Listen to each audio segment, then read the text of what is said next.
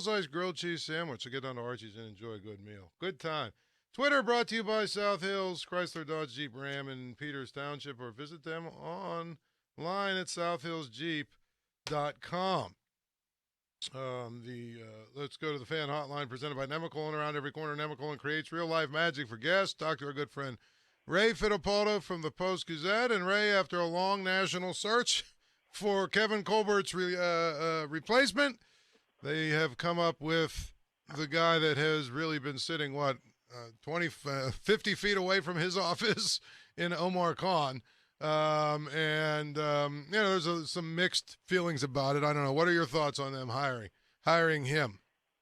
Yeah, listen, Paul, I think this was not unexpected. You've had me on several times over the last 3-4 months that we've talked about it. It's probably going to be Omar and maybe a combination with Brandon Hunt. It turns out it doesn't look like it's going to be Brandon, but it is going to be a similar structure where Omar is going to continue on in his role as salary cap specialist, and he'll add new responsibilities as well. All GMs do as they change jobs over the years. But now it's Andy Weidl is going to be the assistant GM. I'm not entirely sure what Brandon's future is.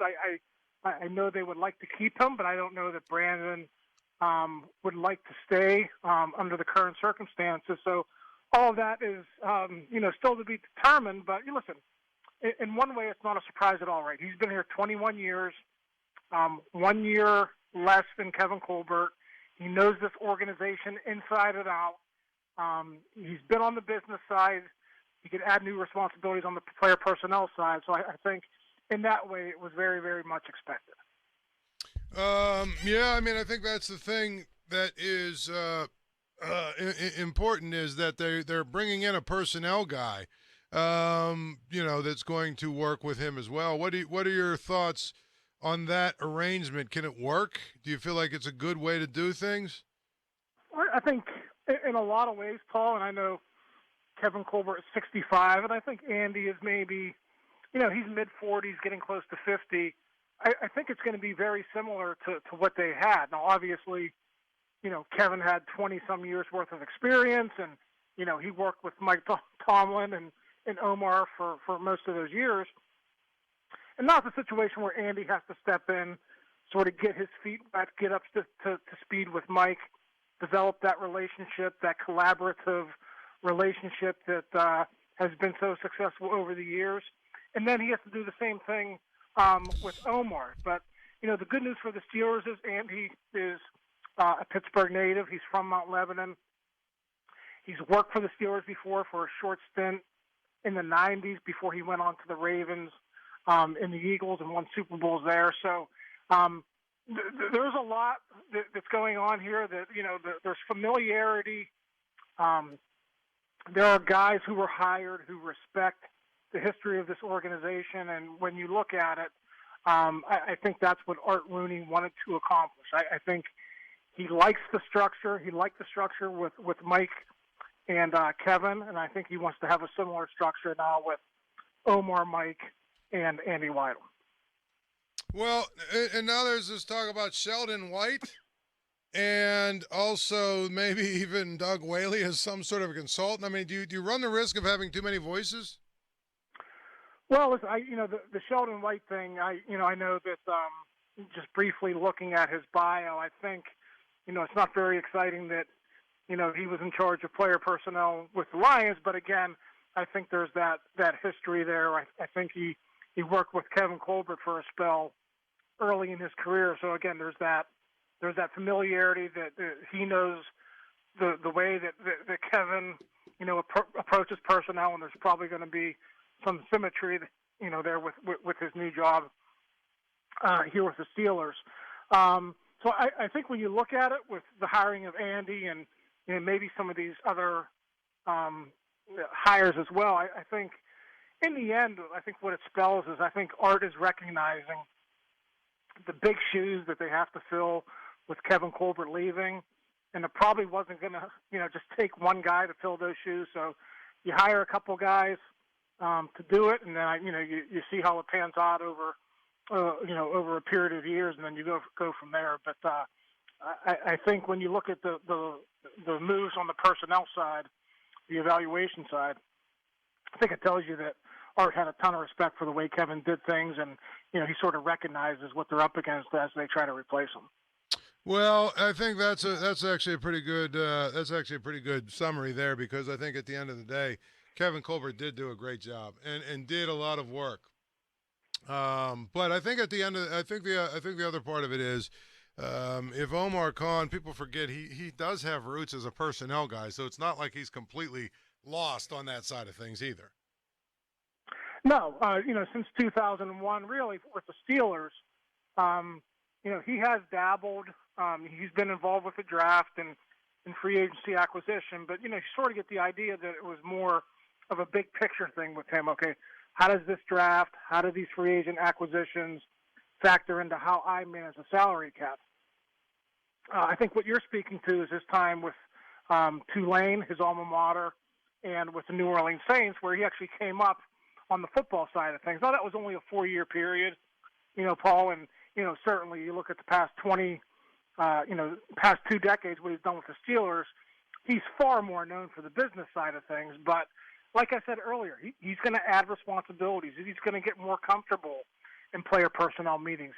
He's going to be more involved, and I think that's only natural, as you try to develop those new relationships, not only with Andy and the new guys, but continuing on that relationship that Mike Tomlin and Kevin Colbert had, how fruitful that was, and I think they would like to develop a similar chemistry between Mike and Omar as they go forward.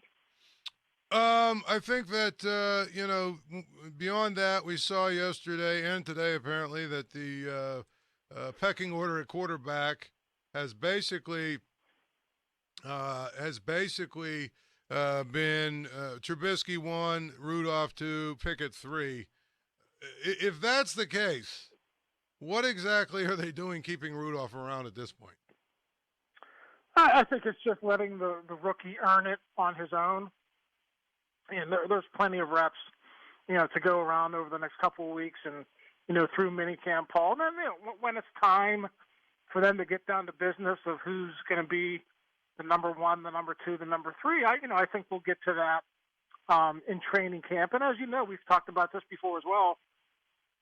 There could be another team in the middle of training camp, in the middle of the preseason schedule, where there's an injury at quarterback, and then maybe all of a sudden that, a guy like Mason Rudolph, you can maybe deal him away, for a draft pick if he's not high in that pecking order, if he's not number 1, or if he's not number 2, say, by the 2nd or 3rd week of August. So there's a long way to go. I wouldn't read too much into what's going on, at OTAs or even minicamp here in another few weeks. I think when it gets down to it, those training camp reps are going to be much more important. So I'd probably pay more attention to what goes on up at St. Vincent than what's going on, this week and next at the South Side.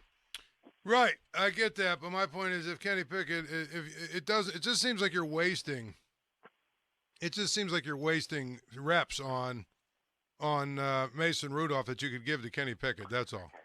Yeah, but again, I think there's time, right? I think what they're doing this spring over the next couple of weeks in minicamp is it's a lot of installation. I mean, in many ways, Paul, this is a new offense that they're running. A lot of the verbiage is going to be the same, but the jet motion, the play action passing, the boots, getting the quarterbacks on the run.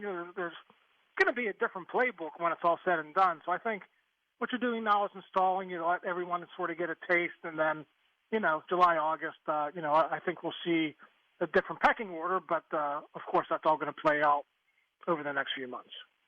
Yeah, well, we'll see. But like I said, it just doesn't make a lot of sense to me to do it that way from the standpoint of it. Just seems to me like they are,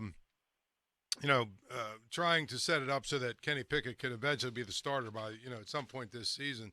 Is there anything else you've observed so far at OTAs? I know that Kendrick Green apparently is not playing much center these days. Kendrick said he was today. I mean, again, don't read too much into what's going on, but Kendrick said he's playing both positions. Talked to Kevin Dotson the other day. Kevin basically said, hey, it's going to be between me and KG for that for that left guard spot. So I wrote about this the other day. You know, Mason Cole's going to be the center. James Daniels is going to be the right guard, and of course you have the two tackle positions set with Moore and Okoro for. And the only issue is who's going to be your left guard. I found it very interesting, Paul, that Kevin Dotson played right guard for 5 years in college. He played right guard his first season with the Steelers, and now they have him at left guard the last 2 years.